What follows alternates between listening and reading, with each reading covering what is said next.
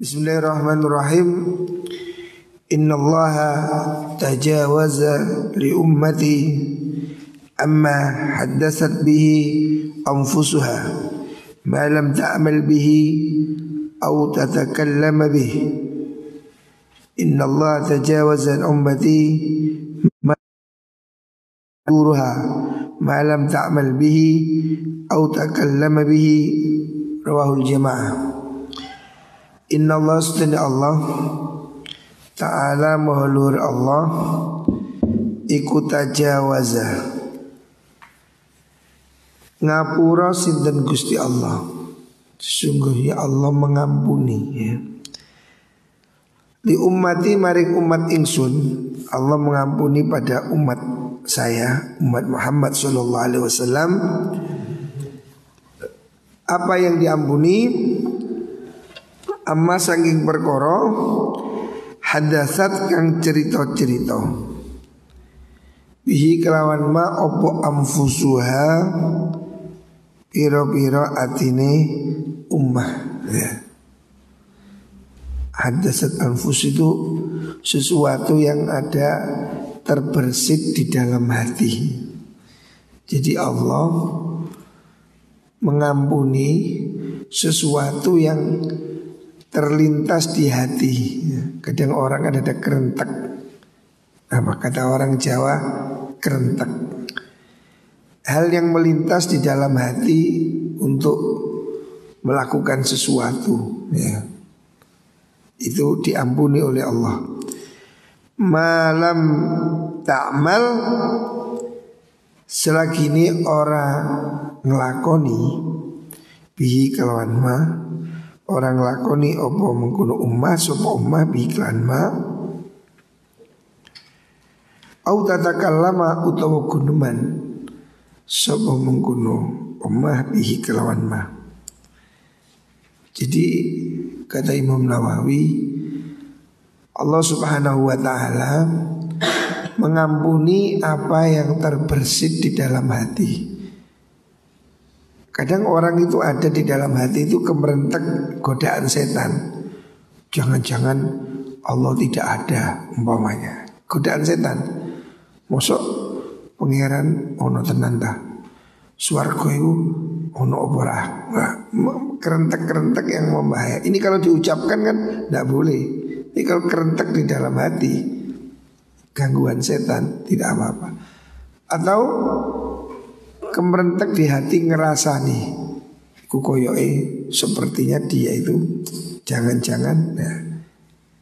Sementara tidak diucapkan itu tidak apa-apa gitu loh. Jadi hadisun nafsi ya, sesuatu yang terbersit di dalam hati ya. Nah hati ini memang sudah ada aja goyang-goyangnya itu. Inna Allah Ta'ala ikut tajawaza ngapura sapa Allah an ummati saking umat ingsun ma ing perkara tawaswasat kang ridu bihi kelawan ma opo suduruha pira-pira atine ummah malam takmal selagi orang lakoni sapa ummah bihi kelawan ma au tatakallama utawa ora guneman sapa ummah. Jadi kalau apa terbersit di hatimu tidak kamu ucapkan, maka itu belum menjadi dosa. Kerasani batin kayak jero hati, itu belum dosa. Tapi kalau kamu ucapkan pada orang lain, saya itu loh, anu itu loh, ngerasani menggunjing dengan cerita-cerita itu dosa. Tapi kalau cuma batin, bahasa orang Jawa batin, menggunjing di dalam hati, itu belum termasuk dosa. Alhamdulillah. Jadi belum termasuk dosa sesuatu yang masih kamu simpan di dalam hati. Kemerentek, kata orang Jawa itu. Pikiran yang terbersit tentang apa, sesuatu yang jelek umpamanya, merencanakan kejelekan, merencanakan kejahatan, selama belum dilakukan dan tidak diucapkan itu belum disebut dosa ya. Tapi kalau kamu lakukan atau kamu ucapkan, Nah itu menjadi dosa. Jadi kalau masih ada di dalam hati, masih godaan setan, itu tidak dosa. Innallaha ta'ala la yumli lidh-dhalimi hatta idza akhadhahu lam yuflithu. Selanjutnya hadis riwayat Imam Bukhari, rawahul Bukhari. Innallaha subhanahu Allah ta'ala iku la yumli yakti nyeranteaken sinten Allah. Allah itu memberi waktu. Allah menunda lidzalimi pada orang zalim ya. Orang berbuat jahat tidak langsung dibalas oleh Allah ya. Masih diberi waktu, masih diberi kesempatan, barangkali taubat ya. Kita ini banyak berbuat dosa tapi tidak langsung dihukum oleh Allah. Begitu juga di dunia ini banyak orang zalim, Amerika, Yahudi ya, semena-mena masih dibiarin oleh Allah, diberi kesempatan. La yumli bidzalimi pada orang zalim ya. Karena supaya untuk istidraj. Istidraj itu bahasa Jawa ngelulu ya. Jadi orang itu zalim tapi kok sehat aja, dilulu pengeran. Umurnya masih panjang, perbuatannya semakin jahat ya. Yang dilakukan oleh negara-negara adidaya itu kan kejahatan kemanusiaan. Mereka menghancurkan banyak negara, menimbulkan huru hara, menimbulkan perang ya. Karena kalau ada perang mereka bisa jual senjata, dan senjata ini mahal luar biasa ya. Maka perang selalu diciptakan supaya industri senjata laku. Itu kan zalim sekali, jahat sekali, menciptakan mesin pembunuh ya. Tapi mereka kok masih hidup? Ya, memang oleh Allah masih diberi waktu. Tetapi hatta idza akhadhahu, sehingga nalikane nyiksa sapa Allah hu ing mengkono zalim, tapi pada suatu saat Allah akan membalas, mengambil tindakan. Lam yuflithu, mongko orang melasi sapa Allah hu ing zalim. Tapi kalau Allah nanti sudah menghukum, tidak ada ampun, dihancurkan oleh Allah. Hari ini kan sudah mulai tampak lah. Amerika hari ini digoncang oleh virus, digoncang oleh demo besar-besaran ya. Ada kasus pembunuhan. Sekarang terjadi kerusuhan massal di Amerika. Itu mungkin salah satu contoh balasan dia telah berbuat zalim di negara-negara Timur Tengah. Berapa juta orang korban perang di Irak, di Afghanistan, terakhir hari ini di Suriah. Itu kan perang gak berhenti karena ada yang ngadu, ada yang idik-idik, ada yang kirim senjata, nah, ada yang bermain. Makanya orang-orang yang zalim itu pasti dibalas oleh Allah, cepat atau lambat. Bisa jadi pelan-pelan, tapi pasti ada balasannya. Tidak akan dibiarkan oleh Allah ya. Pada waktunya ya. Pasti ada. Allah mengatakan dalam Al-Quran, wa kadzalika akhdhu rabbika idza akhadhal qura wa hiya zalimah inna akhdahu alimun syadid. Kalau Allah sudah menghukum mereka-mereka yang zalim, pastilah siksaan Allah berat ya. Allah akan tunjukkan balasannya. Mungkin kita tidak berdaya sekarang. Di Palestina orang dibunuh semena-mena, tapi Allah pasti ya, cepat atau lambat hukuman Allah, keadilan Allah pasti ditegakkan. Ini sudah menjadi garis keadilan Allah Subhanahu wa ta'ala. Makanya kita selalu minta pada Allah ya, semoga Allah yang menghukum mereka ya. Mereka yang telah melakukan kejahatan kemanusiaan semena-mena di berbagai negara. Mungkin kita tidak mampu membalas. Mereka mungkin bisa lari dari pengadilan manusia, tapi mereka tidak akan lari dari pengadilan Allah Subhanahu wa ta'ala ya. Pasti ya kejahatan itu ada balasannya. Bunyi, Inna Allah Ta'ala yaqul ya ibn Adam maridtu falam ta'udni. Hadis selanjutnya dari Abi Hurairah, Inna Allah Ta'ala qala, berfirman, berkata, ya ibn Adam, wahai anak manusia, anak Adam, maritu loro ingsun, falam ta'udni mongko ora nyambangi sironi ing ingsun. Nah, ini dialog ini seakan-akan Allah bertanya. Ya maksudnya Allah tidak bertanya, melalui malaikat lah. Allah itu ingin mengatakan kepada hambanya, pada manusia, bahwa ada kebaikan-kebaikan yang pahalanya besar tapi kamu tidak melakukan. Apa itu? Yang pertama, ya ibn Adam, wahai anak manusia, maritu, saya sakit, falam ta'udni, kenapa engkau tidak jenguk saya? Nah, seakan-akan yang sakit Allah. Yang sakit apa Allah? Bukan. Artinya Allah itu mengibaratkan hambanya yang sakit itu seakan-akan Allah sendiri yang sakit. Artinya kamu kalau nggak nyambangi orang sakit itu kamu rugi besar. Ada Allah di situ, ada rahmat Allah di situ gitu loh. Allah berkata demikian bukan berarti Allah yang sakit ya. Ini bahasa apa istilahnya? Bahasa sastra ya. Maritu fa'lam ta'udni. Bahasa terjemah letternya maritu, saya sakit, falam ta'udni, mengapa engkau tidak mau menjenguk aku? Maksudnya yang dimaksud hambaku sakit ya. Wahai manusia, hambaku sakit, tonggomu, saudaramu, siapa sekitarmu sakit, itu kan hamba Allah. Lah Allah mengibaratkan itu seperti dia sendiri. Maritu, maksudnya tonggomu, dulurmu, koncomu loro ya.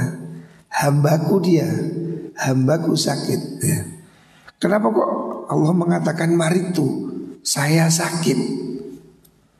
Ini karena tasyrifan lidzalikal abd. Karena Allah menghargai hambanya itu ya.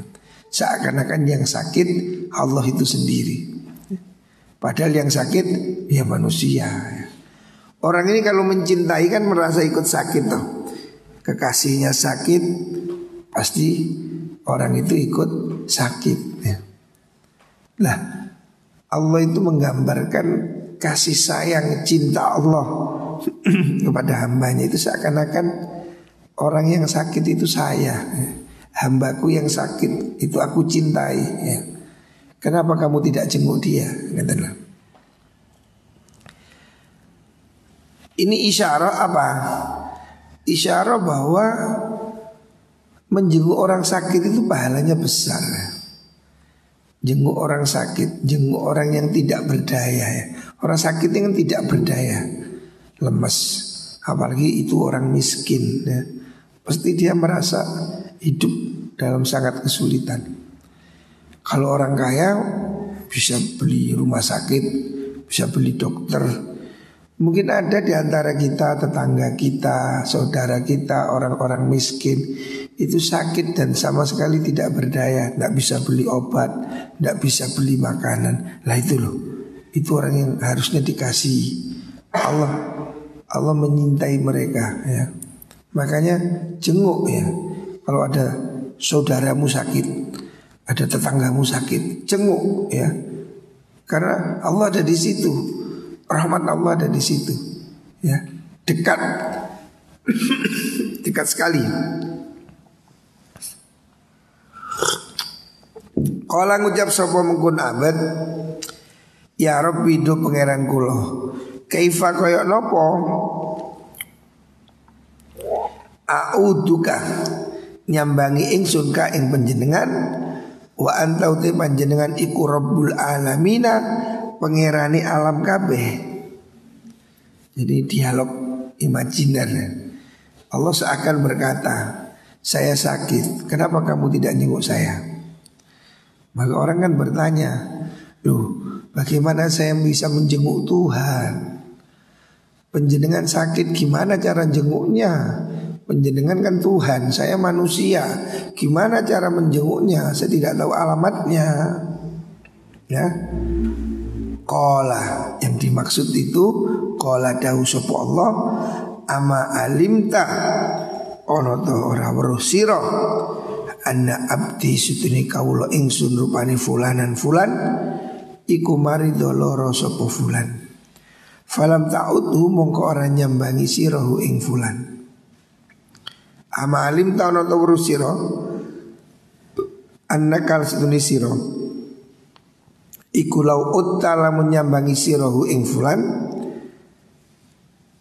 lawajattani mongko nemu sirani ing ingsun indahu ono ngersani fulan ya. Jadi yang dimaksud itu dialog ini menunjukkan betapa besar pahalanya jenguk orang sakit. Sehingga diilustrasikan Allah berkata melalui malaikat atau melalui lisanul hal ya, keadaan ini berkata kepadamu, saya sakit, kenapa kamu tidak tengok saya? Orang akan berkata, lu bagaimana saya kok penjenengan Tuhan, saya tidak bisa menjenguk kamu, engkau. Allah menjawab, kamu tahu kan tetanggamu sakit, saudaramu sakit, si fulan sakit, kenapa kamu tidak jenguk dia? Kalau kamu mau jenguk itu tetanggamu, saudaramu, temanmu yang sakit itu, maka engkau akan menemukan aku di sini. Maksudnya kamu akan menemukan pahala dari aku, kamu akan menemukan kemuliaan karena engkau telah mengunjungi orang yang sakit. Hadis ini mengingatkan kepada kita tentang pentingnya menghormati orang mukmin ya. Sakit hendaknya dijenguk ya. Kalau ada teman, saudara, tetangga sakit, jenguklah ya. Sehingga sampai Rasulullah SAW mengabarkan kepada kita, menjenguk orang sakit itu seakan-akan menjenguk kepada Gusti Allah. Saking besarnya pahalanya. Sehingga Allah menggambarkan, kenapa kau tidak menjenguk saya?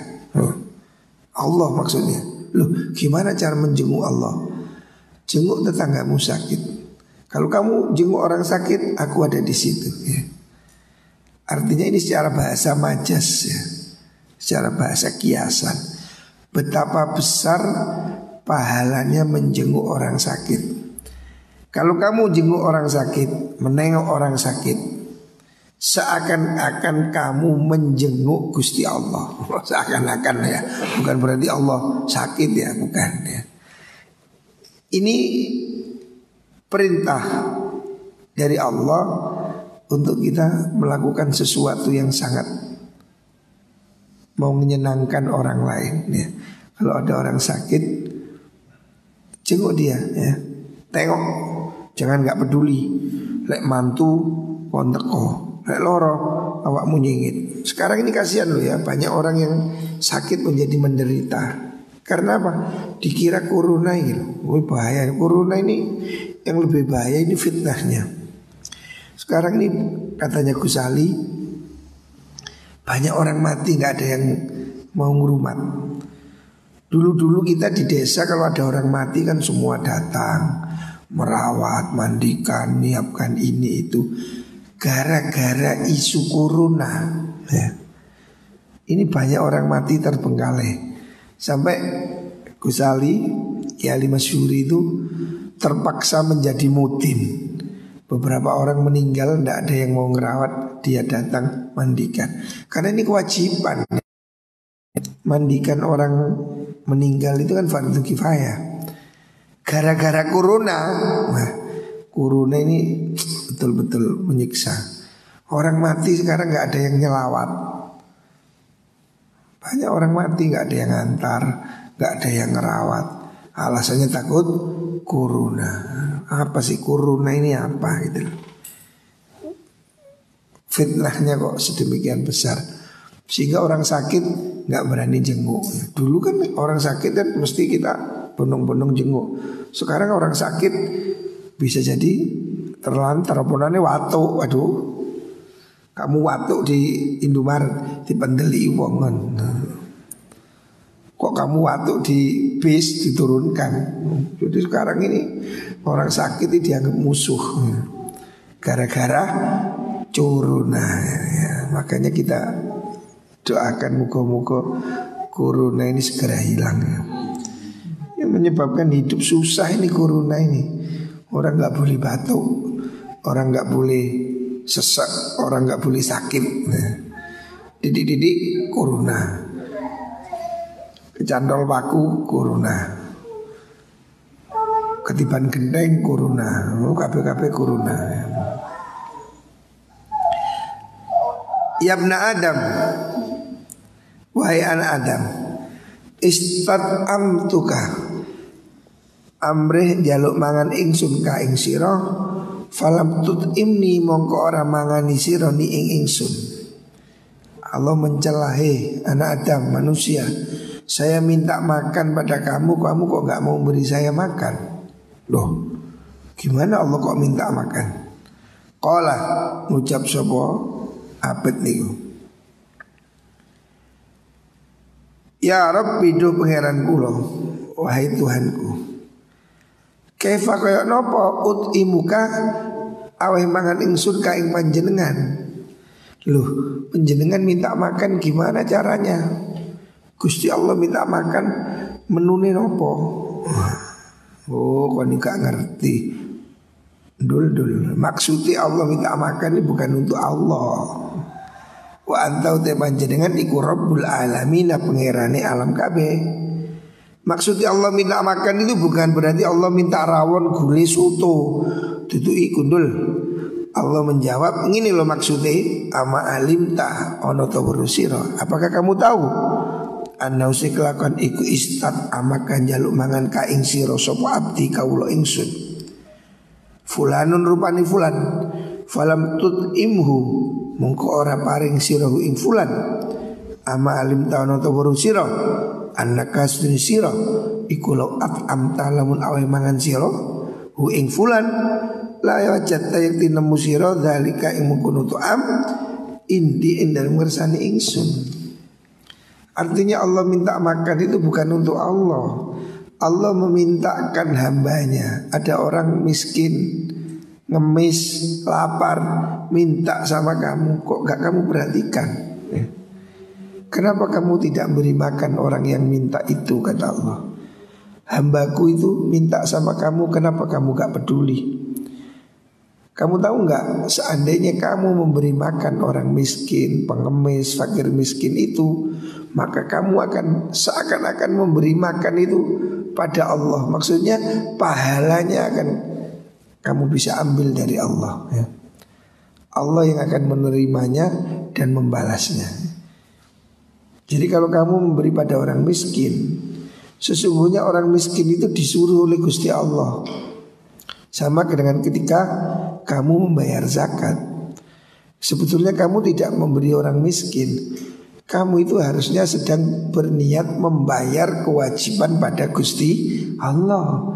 Orang miskin itu petugas, orang-orang yang ditunjuk Allah untuk mengambil. Maka jangan kamu hina dia. Sebab orang miskin itu petugasnya Gusti Allah. Emang kamu berani menghina Allah?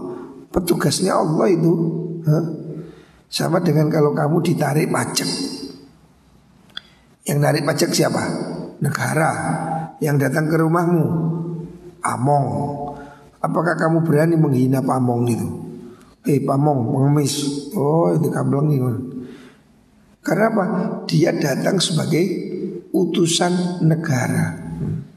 Lah, orang-orang miskin yang datang ke rumahmu, pengemis yang datang ke rumahmu, orang-orang miskin yang minta tolong padamu, itulah adalah orang-orang yang dituruh Tuhan, orang-orang yang dikirim Tuhan untuk mengambil hak kewajiban kita kepada Tuhan melalui dia.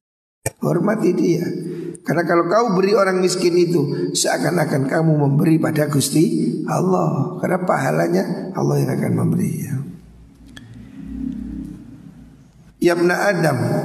Ini hadis ini dialog, tapi merupakan intinya beri makan gitu lah. Yabna Adam, wahai anak Adam, wahai manusia, istaqaituka amrih minum ingsun ka ing sira, falam tuskini mongko orang nginumi sira ni ing ingsun. Allah mencela kamu yang pelit tidak mau kasih minum. Kata Allah, saya minta minum sama kamu, kenapa kamu tidak mau kasih minum? Aku minta minum, kata Allah, kenapa kamu tidak memberi? Pelit amat kamu. Qala, ngucap sapa Ibnu Adam, ya Rabbi, duh pangeran kula, kaifa kaya apa uskika nginumi ingsun ka ing panjenengan, wa anta uti panjenengan iku Rabbul alamina, pangerane alam kabeh. Ya Allah, bagaimana saya memberi kamu minum? Panjenengan kan Tuhan penguasa alam. Cara beri minum bagaimana? Qala dawu Allah, istasqaqa amri minum ka ing sira sapa abdi kawula ingsun rupani fulanun fulan. Falam tuskihi mongko ara awe orang maringi minum sirahi ing fulan. Ama iling-iling innaka sunni sira iku lau saqaitahu, lamun nginumi sirahu ing fulan lawajattah mongko bakal nemu sira zalika ing mengkono sakyu indi ing dalam ngersane ingsun. Jadi Allah berkata, kenapa kamu pelit gak mau memberi saya minum? Manusia bertanya, bagaimana saya memberi minum Tuhan? Tuhan penguasa semua alam. Allah mengatakan, ada orang minta minum padamu, ada orang miskin, ada orang tidak berdaya minta minum padamu, tidak kamu beri. Kenapa kamu pelit? Tahu gak kamu, orang-orang miskin itu datang atas suruhan Allah. Kalau kamu beri dia minum, kamu akan dapatkan minuman itu ada pada saya, pahalanya maksudnya. Jadi hakikatnya memberi makan orang miskin, memberi minum, memberi uang, kita beri sedekah, kita beri zakat, sesungguhnya kita membayar pada Gusti Allah. Makanya jangan menghinakan orang miskin. Karena orang miskin itu petugas yang disuruh Allah mengambil kewajiban kita, ya. Hormati mereka. Sebab yang menyuruh dia itu Allah, ya. Allah mewajibkan pada kita menyisihkan harta kewajiban kita untuk Allah. Namanya zakat. Ini sedekah, ya. Allah ngambilnya lewat siapa? Ya orang-orang miskin itu. Orang miskin itu petugasnya Gusti Allah, ya. Jangan kamu hina. Rawahu Muslim, hadis riwayat Imam Muslim an Abi Hurairah. Allahumma Muhammad. Ini ngantuk iku gane turu ini. Inna Allah sedene Allah Ta'ala muhalur Allah yaqulu dawu sapa Allah. Inni lahammu bi ahli al-ardi azaban. Ini sedengsun lahammu yakti nyejo sapa ingsun bi ahli al-ardi kelawan ahli bumi, penduduk bumi, azaban ing siksa. Kata Allah, aku sudah berencana akan menurunkan bencana di bumi itu, tapi gagal, burung, dibatalkan. Kenapa? Fa idza nadhartu nalikane ningali ingsun ila ummari buyuti, maring piro-piro wong kang ngerameaken omah ingsun, orang yang meramaikan rumahku. Di mana? Rumah Allah ada di mana? Masjid, ya. Rumah Allah itu masjid. Jadi Allah itu tidak jadi wurung menyiksa, menjatuhkan bencana gara-gara Allah lihat masih ada orang di masjid, ya. Gara-gara aku masih melihat ada orang ramai di masjid, gara-gara masih ada yang orang jamaah. Wal mutahabina lan bira-bira wong kang asih-asian, orang yang saling mengasihi. Fiya ing dalam ingsun, karena aku masih melihat orang yang saling mencintai, sesama mukmin karena aku. Wal jaluk ngapura orang-orang yang beristighfar bil ashari dalam waktu sahur, orang-orang yang mohon ampun tahajud di waktu sahur. Syaraftu mongko ngenggo akan ingsun azabi ing siksa ingsun anhum saking ahlul ardi ya. Jadi kita ini berhutang budi kepada orang-orang yang rajin ke masjid ya. Allah membatalkan bencana, Allah membatalkan azabnya gara-gara masih ada orang ada di masjid. Lah kita ini kan malah nggak boleh ke masjid, corona masjid ditutup. Nah ini repot ini. Menurut saya harusnya masjid tidak ditutup. Karena apa? Masjid ini kan orangnya suci, datangnya wudhu, masjidnya bersih, di pintunya masih dikasih sabun, dikasih sanitizer, pakai masker. Ini pasti jauh lebih baik daripada yang ke mall. Orang ke mall gak pakai masker, gak cuci tangan, gak mandi. Apalagi di pasar, lebus-lebus, desek-desek. Kenapa orang ke pasar dibiarin, di masjid dilarang? Saya tidak setuju ya, saya, yang lain setuju silahkan. Kalau menurut saya ya, harusnya perlakukan yang adil. Kalau masih boleh ke pasar ya boleh ke masjid. Ada yang alasan, oh pasar kan ekonomi, masjid sholat. Emang kenapa? Emang pasar nggak bisa diganti? Bisa, pasar bisa online kok. Melijo itu nang omah-omah nang kampung-kampung bisa kok. Orang nggak ke pasar bisa online, bisa melijo. Kalau pemerintah mau kan bisa aja difasilitasi mobilnya negara, mobil polisi, mobil tentara, dagangan dikirim ke kampung-kampung. Apa susahnya? Menurut saya logika itu cacat. Mau ke masjid nggak boleh, ke pasar boleh, diberi alasan. Senting itu alasannya menurut saya. Saya tidak setuju. Menurut saya kan masalahnya supaya jangan menular. Ya sudah, masjid pakai protokol, softnya direnggangkan, pakai masker, pakai sanitizer. Lah wong ngadep ngulon kabeh gak omong-omongan padha ngadep ngulone. Ketularan gendi. Lah pasar dep-depan omong-omongan, lung-lungan duwe. Ya kan nular yang ini tau. Coba logika waras ini. Orang di masjid berapa menit? Dul, rungokno gendeng-gendeng itu. Di masjid itu emang ada sih yang di masjid 2 jam. Tutur nang aku kendi sing ke masjid 2 jam. Orang ke masjid paling 5 menit sholat Allah Akbar selesai pulang. Jumatan pun 15 menit. Sementara di pasar takonan nur itu mulai jam 6 sampai jam 12. Orang di pasar 6 jam kondisinya lebih kotor, berhadapan. Sementara di masjid cuma 5 menit, 3 menit, 2 menit.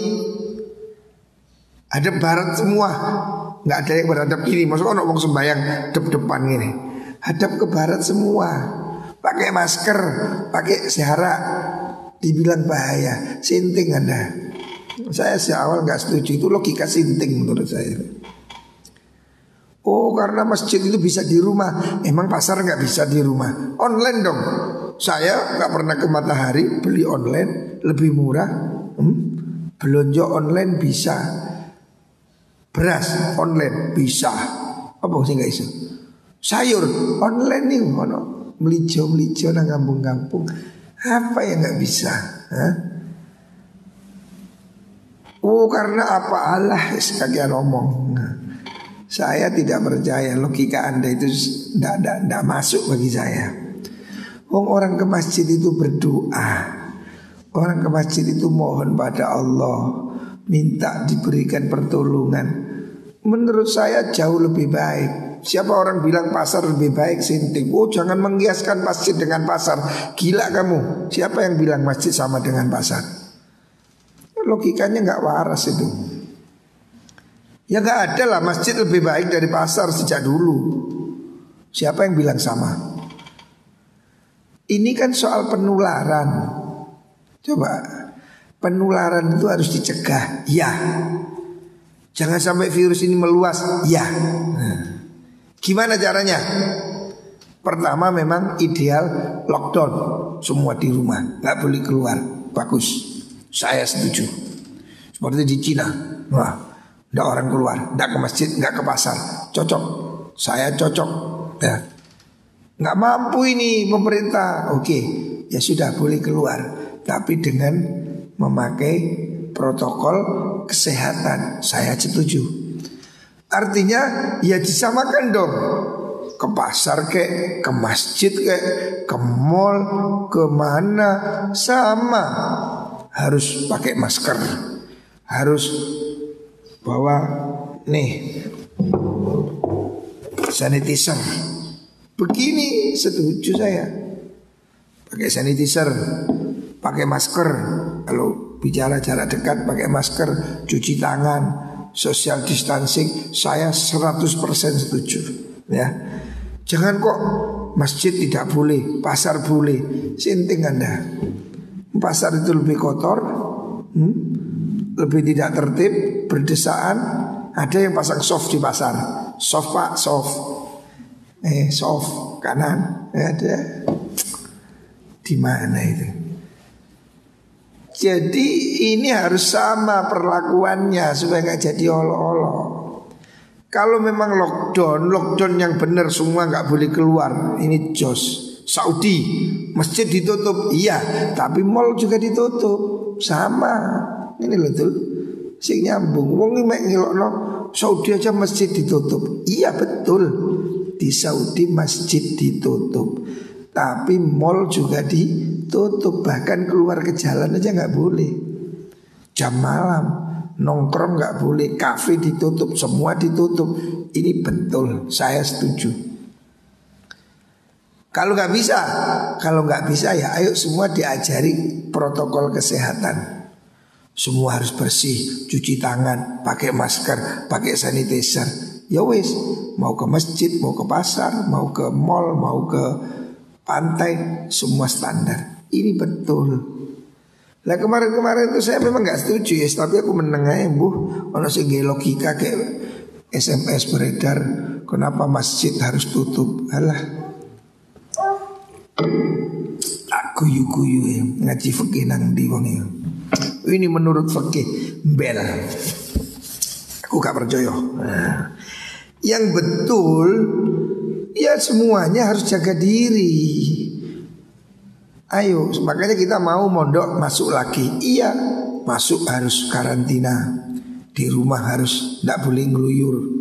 Masuk ke pondok diperiksa kesehatan. Setiap hari wajib pakai masker. Kita pesantren kita ini akan masuk. Sudah saya pesankan masker 3.000. Wah, semua anak diberi masker 3. Sehingga setiap hari maskeran terus. Ini cocok, sholat pakai masker. Mari ini sholat kabeh jamaah pakai masker, ngaji pakai masker, turu pakai masker, perlu. Nggak apa-apa. Ini cocok saya. Semua harus cuci tangan, kemana-mana bawa sanitizer, sabun ada di mana-mana. Ini betul. Ini yang disebut dengan new normal. New itu anyar, normal itu waras. Jadi tas waras maksudnya. Wingi-wingi mau stres. Masjid itu jangan ditutup. Donald Trump aja minta masjid dibuka. Donald Trump, wong sinting itu. Nah coba itu presiden paling gila di Amerika itu. Donald Trump aja minta gereja dibuka, masjid dibuka, sinagog dibuka. Donald Trump, wong edan. Kok Indonesia, ayo saiki pondok ditutup. Ya blind. Biarkan pondok dibuka, masjid dibuka, tapi semua harus menjaga kesehatan. Ini loh. Lungoy sing ado, saya ini punya teman di Singapura, saya punya teman di Hong Kong, saya punya teman di Eropa. Singapura tidak lockdown, padahal padat Singapura itu. Tapi semua orang pakai masker, semua orang pakai sanitizer. Yang di karantina itu yang sakit. Kalau ada orang sakit segera masuk rumah sakit. Lah lek wong waras-waras kaya awake dhewe di karantina, ya goblok data awake meneng kok omahe tenguk-tenguk lah apa kon. Ya sing duwe duwe.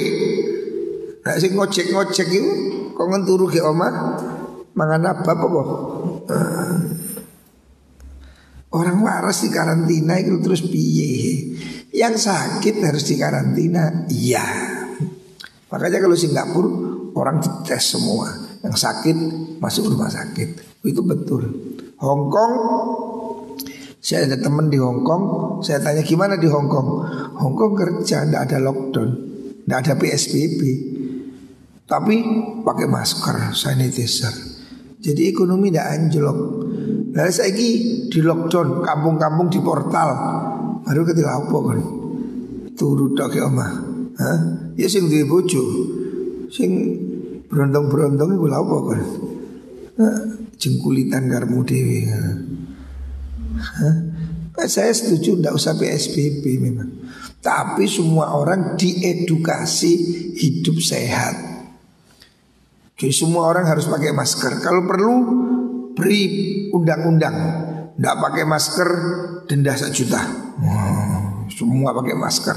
Saya setuju. Harus bawa sanitizer, harus cuci tangan. Itu obatnya itu, bukan PSBB. PSBB bakul-bakul kayak seorang pasar. Kaliren kabeh marah. Insyaallah. Tapi kita berharap muga-muga segera selesai ya. Fitnah corona ini semoga segera diselesaikan oleh Allah Subhanahu wa taala. Kita lihat saja bagaimana 2 minggu ke depan di Amerika.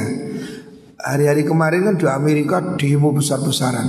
Orang tumplek kuek kayak dawet. Ketularan enggak dia? Kalau di Amerika 2 minggu lagi tidak ada pelonjakan apa? Kalau 2 minggu setelah ini di Amerika tidak ada pelonjakan apa namanya COVID, berarti ini bohong. Lah apa? Bukti ini orang Amerika, coba lihat di TV, demo kerutuk siang malam, desek-desekan. Logikanya kan ketularan, ya kan? Kalau 2 minggu setelah hari ini di Amerika tidak meningkat tajam, ya berarti yang ada ini omong kosong semua. Nah itu bukti ini, wong gemerutuk kok gak apa-apa, ya. Kita setiap hari alhamdulillah sholat bareng-bareng. Ya karena sing corona ya gak ono.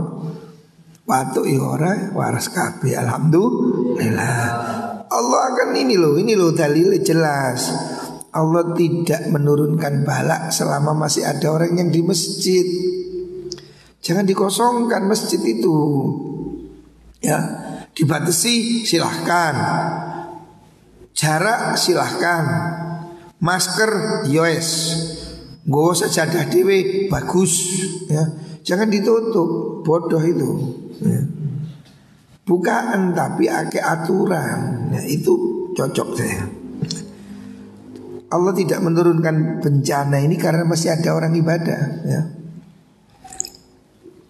Wal mustaghfirina bil ashar, dan masih ada orang yang beristighfar di waktu malam. Masih ada yang tahajud, istighfar, astagfirullah. Loh, karena ini loh, syaraftu adzabi anhum, syaraftu ngenggo akan ingsun adzabi ing siksa ingsun anhum saking ahlul ard. Gara-gara masih ada orang di masjid, gara-gara masih ada yang istighfar, Allah belokkan ya. Allah singkirkan azab itu karena untuk memuliakan mereka ya. Jadi kita ini berhutang budi pada orang-orang yang masih ke masjid ya. Orang-orang yang masih mau ibadah ya. Orang-orang yang masih saling mencintai karena Allah. Ya santri-santri ini kan orang yang mencintai karena Allah. Kamu berkumpul di sini kan karena saling mencari ridho Allah. Dan orang-orang yang beristighfar ya. Ini tumbal penolak balak. Allah tidak menurunkan balak ya gara-gara ini. Jadi mereka-mereka yang gak ke masjid itu punya hutang sama orang yang ke masjid. Allah tidak jadi menurunkan belai Allah tidak jadi menurunkan bencana gara-gara masih lihat ada orang di masjid. Bayangkan kalau masjid tutup semua, waduh ngeri nih. Makanya saya sejak awal saya mengatakan jangan ditutup masjid. Batasi silahkan, atur silahkan, tapi jangan ditutup masjid. Karena itu salah satu penyebab datangnya rahmat Allah subhanahu wa ta'ala. Muka-muka kita semua diberi rahmat Allah, diberi kesehatan dan kekuatan lahir batin. Amin Allahumma amin.